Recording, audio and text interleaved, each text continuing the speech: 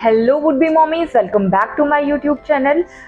आज इस वीडियो में मैं आपसे बात करूंगी सी सेक्शन डिलीवरी के बारे में। जो मिथ्स फैले हुए हैं उनके बारे में बात करूंगी। मिथ्स जैसे कि आपने लोगों को कहते हुए सुना होगा कि अगर सी सेक्शन डिलीवरी हुई तो आप अपने बेबी को ब्रेस्ट फीड नहीं करा सकते, और स्पाइनल एनेस्थीसिया के कारण आपको लाइफ टाइम बैक पेन रहेगा, ब्लड लॉस हो जाएगा बहुत ज़्यादा, और आपका पेट निकला रह जाएगा और पेट अंदर नहीं जाएगा, वज़न बढ़ जाएगा। बहुत सारी चीज़ें लोग ऐसा बोलते हैं। इनफैक्ट मैंने अपनी प्रेगनेंसी के टाइम पे भी ये सारी चीज़ें सुनी थी। बहुत सारे पढ़े लिखे लोग भी यही सब बातें करते हैं, और क्योंकि फितरत ही यही होती है हम लोगों की कि कहीं से सुन लिया और फिर आगे आगे इसको पास ऑन करते जाते हैं। और तो खैर मेरी जो डिलीवरी हुई थी तो वो तो सी सेक्शन डिलीवरी थी, तो मैं बेहतर बता पाऊंगी कि इन सब चीज़ों में से क्या चीज़ें मिथ हैं और क्या चीज़ें सही हैं।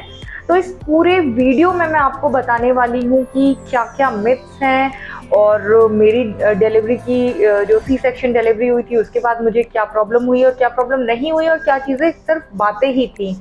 तो वुड बी मॉमीज के लिए ये वीडियो बहुत खास होने वाला है, आप लास्ट तक ज़रूर देखिए।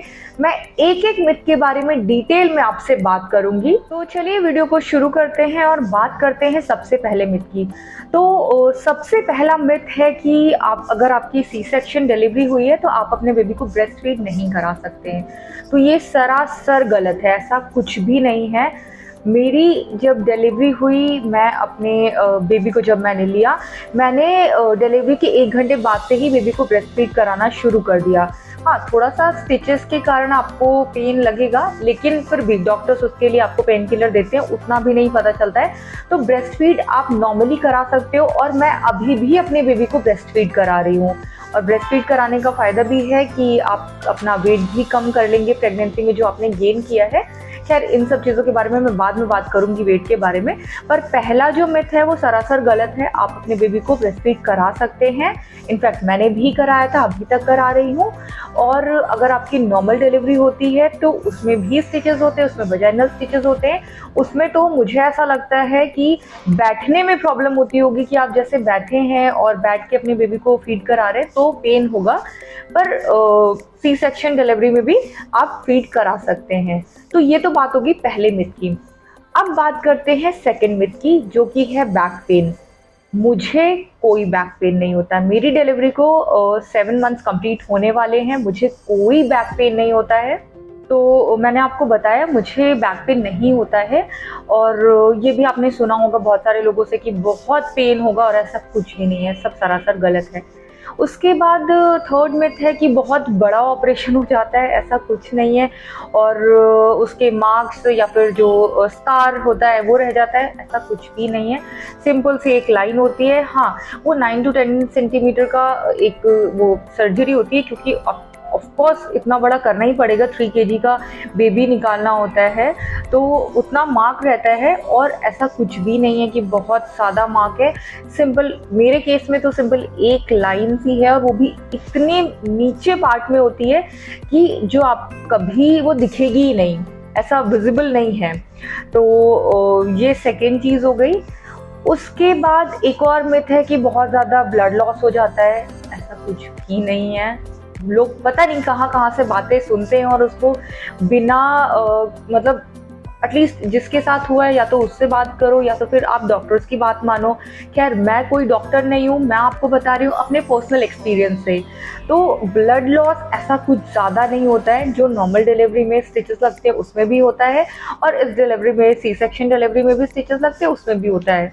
तो और खैर मेरा बी नेगेटिव ब्लड ग्रुप था, वो तो और ही रेयर होता है, मुझे ब्लड चढ़ाने की ज़रूरत नहीं पड़ी, तो आप समझ सकते हैं। फिर अब बात करते हैं सबसे बड़े मिथ की, जो कि है कि अगर आपकी सी सेक्शन डिलीवरी हुई तो आपका वेट बहुत ज़्यादा गेन हो जाएगा, और आसानी से आपका वेट फिर कम नहीं होगा, आप प्री प्रेगनेंसी वेट पे नहीं आ पाएंगे।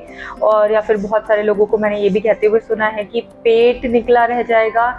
बहुत सारी चीज़ें हैं। मुझे मेरी पूरी प्रेगनेंसी में सिर्फ यही डर सता रहा था कि क्या मैं अपने प्री प्रेगनेंसी वेट पे आ पाऊँगी या नहीं आ पाऊँगी। तो मैं आपको बता दूं ये सरासर गलत है। ऐसा कुछ नहीं है कि आप अपने प्री प्रेगनेंसी वेट पे नहीं आ पाएंगे या फिर सी सेक्शन डिलीवरी हुई तो आपका वेट बढ़ जाएगा और पेट निकला रह जाएगा। मैंने अपनी डिलीवरी के बाद 3 महीने में ही अपना वेट कम कर लिया था और इसका एक प्रॉपर वीडियो मेरे चैनल पर अवेलेबल है। और हाँ, ये चीज़ था कि 3 मंथ्स तक आप कोई एक्सरसाइज ज़्यादा नहीं कर सकते थे, फिर भी आप अपनी डाइट को मैनेज करके और कुछ चीज़ें जैसे टाइमिंग फिक्स करके और हेल्दी डाइट लेके आप अपना वेट कम कर सकते हैं। इसमें कोई बड़ी बात नहीं है। और अगर आपको कोई प्रॉब्लम आ रही हो वेट कम करने में तो आप मेरा वीडियो भी देख सकते हैं। मैंने भी कोई डाइटिंग नहीं की थी क्योंकि मुझे अपने बेबी को ब्रेस्ट फीड कराना था। मेरी प्रायोरिटी थी कि मुझे बेबी को ब्रेस्ट फीड कराना था और दिमाग में ये भी था कि वेट भी कम करना है तो सिर्फ हेल्दी खाना है। आप मुझे देख सकते हैं, मैंने भी अपनी सी सेक्शन डिलीवरी के बाद 3 महीने में अपना पूरा वेट कम कर लिया था। मेरा कोई पेट नहीं निकला, मैं आपको दिखा भी देती हूँ, मेरा बिल्कुल भी पेट नहीं निकला है। और खैर मैंने अपना चैनल पे वीडियो भी डाला है, आप देख सकते हैं उसको भी। तो इन सब चीज़ों पे बिल्कुल विश्वास मत करिए आप। तो वेट कम करना और वेट का कम होना, पेट निकला रहना या फिर पेट अंदर चले जाना, ये टोटली आपके ऊपर है।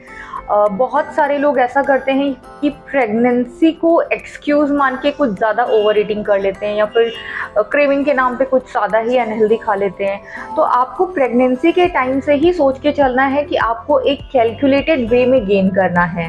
खैर प्रेगनेंसी में वेट गेन करना अलग अलग कैटेगरी में है, जैसे अंडरवेट हैं वो ज़्यादा वेट गेन कर लें, जो मोटे हैं या फिर नॉर्मल हैं वो एक रेंज में करें, और जो ओवरवेट हैं वो 8 to 10 kgs he weight gain करें। मैं इसके बारे में भी वीडियो बनाऊंगी कि कैसे आप वेट मैनेज करें प्रेगनेंसी में। तो मैंने अपनी पूरी प्रेगनेंसी में बहुत कैलकुलेटेड वेट गेन किया था। मेरे दिमाग में था कि मुझे ज़्यादा मोटा नहीं होना है और हेल्दी लेना है ताकि मेरा बेबी भी हेल्दी रहे और उसको सारे न्यूट्रिशन मिले और मेरा वेट भी ज़्यादा गेन ना हो। और बहुत सारे लोगों को ये भी रहता है कि अपने वेट गेन को बेबी की हेल्थ से कंपेयर करने लगते हैं कि मेरा वेट गेन बहुत ज़्यादा हो रहा है, इसका मतलब मेरे पेट में जो बच्चा है उसकी ग्रोथ भी अच्छी हो रही है। तो ऐसा कुछ नहीं है। और प्रेगनेंसी में ये भी मिथ होता है कि जो आपको 2 लोगों के लिए खाना है, पर ऐसा कुछ भी नहीं है। आपको एक्स्ट्रा 300 to 500 कैलोरीज लेनी होती है, वो आप एक कैलकुलेट करके ले सकते हैं और हेल्दी वे में खाएं, तब आपका वेट ज़्यादा नहीं बढ़ेगा। और एक और मिथ है कि आपको बहुत सारे लोग ये भी बोलेंगे कि अगर आपका सी सेक्शन डिलीवरी हुआ तो आपको 3 से 4 महीने बेड रेस्ट करना है। नहीं बाबा, ऐसा कुछ भी नहीं करना है। मेरी सी सेक्शन डिलीवरी के बाद से अगले दिन से मुझे डॉक्टर ने बोला आप खड़े होकर चल सकते हो। हाँ, ऐसा भी नहीं कि मैं बहुत तेज स्पीड में चल रही हूँ, बस नॉर्मल आप वॉक करना स्टार्ट कर दो। और बेड रेस्ट तो पता नहीं ये कहाँ से लोग सुन के आते हैं, क्या लॉजिक लगाते हैं, आई डोंट नो। खैर अपनी अपनी बॉडी भी होती है, किसी की रिकवरी जल्दी होती है, किसी की देर से होती है, पर ऐसा भी नहीं है कि आपको बहुत बेड रेस्ट करना है। और खैर कुछ भी करने से पहले, डिलीवरी के बाद या फिर प्रेगनेंसी में, आप एक बार अपने डॉक्टर से ज़रूर कंसल्ट कर लें, क्योंकि जैसे मैंने बताया सबकी प्रेगनेंसी अलग होती है, सबकी बॉडी अलग होती है। और जो चीज़ें थी वो मिथ्स थी और वो भी मैंने बताया, और मेरे केस में क्या चीज़ें अप्लाई हुई और मैंने किन सब चीज़ों को रॉन्ग प्रूव किया, ये सब मैंने आपको बताया है। मैं बस आपसे इतना बोलूँगी कि पूरी प्रेगनेंसी आप इंजॉय करें, ना सोचें कि नॉर्मल डिलीवरी होगी या सी सेक्शन डिलीवरी होगी, क्योंकि मैंने बहुत सारे लोगों को देखा है, अपनी फ्रेंड्स को भी देखा है, नॉर्मल डिलीवरी के चक्कर में और सिर्फ इन सब मिथ्स को सुन के वो सोचते हैं कि नॉर्मल डिलीवरी हो जाए, उसके कारण अपने आप को ज़बरदस्ती एक्टिव रखने की कोशिश करते हैं। बहुत सारे लोग बोलेंगे पोछा लगा लो आप बैठ के तो नॉर्मल डिलीवरी होगी, अपने आप को ज़बरदस्ती बहुत ज़्यादा थकाने लगते हैं, ज़बरदस्ती काम करने लगते हैं कि मैं एक्टिव रहूँगी तो मेरी नॉर्मल डिलीवरी हो जाएगी। पर ऐसा कुछ नहीं करना। ऐसे करके आप अपने लिए ही और अपने बेबी के लिए ही कुछ कॉम्प्लिकेशंस क्रिएट कर देंगे। और लास्ट में अगर जो डॉक्टर आपको बोल रहे हैं सी सेक्शन करना पड़ेगा, तो ऐसा नहीं है कि आप ब्लेम करना स्टार्ट कर दो, वो डॉक्टर पे डिपेंड करता है। क्योंकि कभी कभी क्या होता है, आपकी बेबी ने पोजीशन ही नहीं ली, कभी कॉर्ड फंसा होता है और कभी बेबी का जो फ्लूइड होता है, एम्नियोटिक फ्लूइड होता है, वो कम होता है। बहुत सारी चीज़ें होती है जिसके कारण डॉक्टर को डिसीजन लेना पड़ता है। जैसे मेरे केस में था कि बेबी का कॉर्ड था अराउंड नेक, तो उस वजह से उन्होंने डिसीजन लिया। तो वो डॉक्टर के ऊपर है, तो आप उसमें कुछ मत करिए और लोगों की कही बातों पे विश्वास विश्वास मत करिए। सबसे इम्पोर्टेंट है जो आपके डॉक्टर बोल रहे हैं, डॉक्टर पे विश्वास करिए और अपनी प्रेगनेंसी को एंजॉय करिए। तो आई होप आपको मेरा वीडियो अच्छा लगा होगा, और वीडियो अच्छा लगा हो तो लाइक करें, चैनल को सब्सक्राइब करें।